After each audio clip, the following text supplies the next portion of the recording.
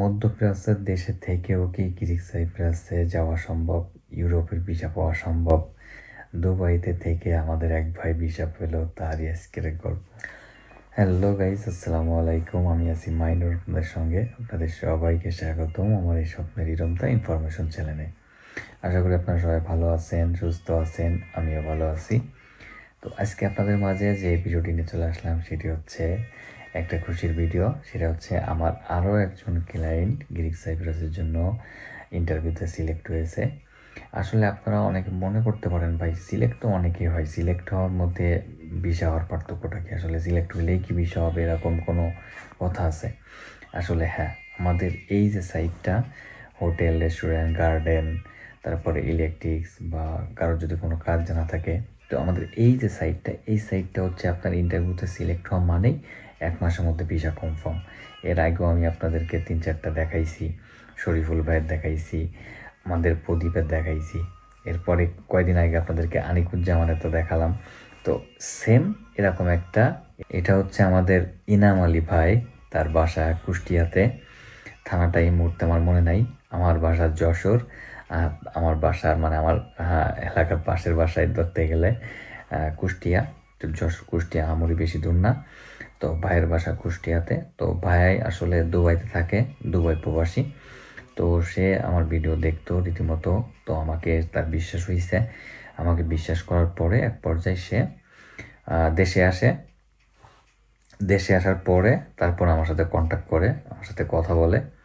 কথা বলার পরে তারপরে সে আমার সাথে আমার দেশে আসে ঘুরতে। তখন দেশে আসার পরে আমার কাছে ফাইল জমা দেয় সে। তো আলহামদুলিল্লাহ ফাইল জমা দেওয়ার পরে সে আবারই দুবাইতে চলে যায়। তো দুবাইতে সে একটা হোটেলে কাজ করে। তো আলহামদুলিল্লাহ সেই কাজের ফাঁকে সব কিছু মিলায় আমার তার যে সময়টা দেওয়ার এবং আমার গ্রুপে তার ইন্টারভিউর জন্য যে সময়টা ব্যয় করছে সব কিছু করছে।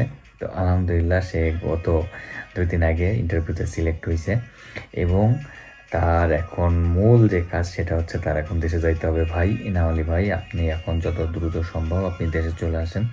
আর আপনার অলমোস্ট পুলিশ ক্লিয়ারেন্সটা করতে বলছিলাম, আপনি যত দ্রুত পারেন পুলিশ ক্লিয়ারেন্সটা করে আমার কাছে পাঠিয়ে দিন। আর আপনার এখন দেশে যাইতে হবে, সামনে রোজা আসতেছে। আপনি যদি রোজার আগে পারেন তাহলে রোজার আগেই আপনি চেষ্টা করবেন দেশে যাওয়ার। আর যদি মানে একটু না হয় তাহলে রোজার সাথে সাথে মানে 1 তারিখে রোজা শুরু, 5 তারিখের ভিতরে আপনি চলে যাওয়ার চেষ্টা করবেন, ঠিক আছে? কারণ এইখানে কিন্তু আপনার বাসায় যায় আপনার অনেক কাজ আছে। 3 দিনের ট্রেনিং দিতে হবে। 3 দিনের ট্রেনিং দেওয়ার পরে আপনার আরও কিছু কাজ থাকে। আপনার মেডিকেলের একটা বিষয় আছে, এরপরে আপনার ম্যান পাওয়ার, মেবি অনেক কাজ থাকে। আর এইখানে আপনার আরেকটা কথা আমি বলে দিই, আপনি জানেন হয়তো বা, যে আপনার 6 দিন আগে যারা ইন্টারভিউতে সিলেক্ট হয়েছিল তাদেরকে কিন্তু অলমোস্ট আমরা 25 তারিখে মানে মার্চ মাসের 16 তারিখে আমরা অলমোস্ট তাদের টিকিট বুকিং দিয়ে দিছি। তাদের 6 জনের, তারা 16 তারিখে ফ্লাইট করবে। তো আপনাদেরকে আমরা 25 তারিখের মধ্যে মানে 22, 23, 24, 25 এর মধ্যে ফ্লাইট করানোর টার্গেটে আসি, হোটেল মানে টিকিট বুকিং দেওয়ার চিন্তায় আসি। তো যদি এর মধ্যে কোনো সমস্যা না হয়, আল্লাহর মতো সব কিছু ঠিকঠাক থাকে, তাহলে এর মধ্যে হবে। আর যদি কোনো প্রবলেম হয়ে যায় তাহলে আপনাদেরকে আমরা রোজার রোজার ঈদের পরপরই প্রথম সপ্তাহে ফ্লাইট দিয়ে দিব। তো আলহামদুলিল্লাহ সবাই দোয়া করবেন ইলাম আলী ভাইয়ের জন্য। সে যেন দুবাই প্রবাসী থেকে এখন গ্রিক সাইপ্রাস প্রবাসী, ইউরোপ প্রবাসী হতে পারে, তার মনে এসে পূরণ হতে পারে। আর আপনারা যারা সাইপ্রাসের জন্য আমার কাছে ফাইল জমা দিয়েছেন তাদেরকে বলবো, আপনারা মনের ভিতরে একটা ধৈর্য রাখেন এবং ইচ্ছা শক্তি রাখেন এবং আপনারা নিজেকে তৈরি করেন। আপনাদেরগুলো সব আস্তে আস্তে চলে আসবে। তো আপনাদেরকে আরও একটা সাফল্য খুবই অল্প টাইমের মধ্যে দেখাতে যাচ্ছি ইনশাল্লাহ।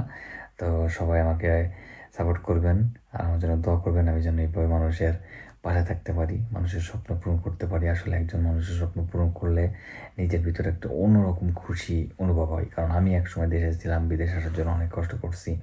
আর আমি আসার পরে আজকে আমি আরও 2জনকে আনতেছি বা 2জনের ফ্যামিলিতে হাসি ফুটাচ্ছি, এটাই অনেক কিছু, এটাই অনেক পাওয়া। তো সবাই ভালো থাকবেন, সুস্থ থাকবেন বলে আজকে এই পর্যন্ত শেষ করতেছি। আসসালামু আলাইকুম।